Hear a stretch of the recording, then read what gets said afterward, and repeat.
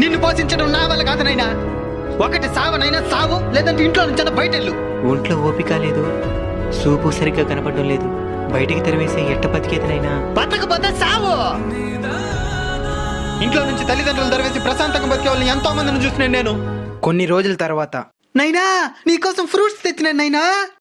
ఇది తినేసి నువ్వు ఆరోగ్యంగా ఉండాలి. ఉండు, జ్యూస్ చేసి తీసుకొని వస్తాను. తాత మొన్నటిదాకా సావమంట ఉన్నాడు, ఇప్పుడేమి ఇంత ప్రేమ చూపిస్తున్నాడా? ఈ రోజు నాకు పెన్షన్ వచ్చే తేదీనైనా. ఆ డబ్బుల కోసమే వాడు ఇవన్నీ చేస్తూ ఉన్నాడు. ఇవన్నీ తెలిసి కూడా ఎట్ట తాత ఓడింది ఇంత ప్రేమ చూపించగలుగుతున్నావా? కన్నవాళ్ళం కదనైనా, కఠినంగా ఉండలేకపోతున్నా. మా అలాంటి ముస్లిం వాళ్ళందరూ మీ పెళ్ళిళ్ళు చూసి చనిపోవాలని ఎందుకు ఆశపడతామో తెలుసానైనా. మేము సచ్చినా మిమ్మల్ని చూసుకోవడానికి ఒక తోడు ఏర్పడిందని ప్రశాంతంగా చావడానికేనైనా. తల్లిదండ్రుల్ని బతుకున్నప్పుడే బాగా చూసుకున్నైనా చనిపోయిన తర్వాత చూసుకోవాలనుకున్నా మా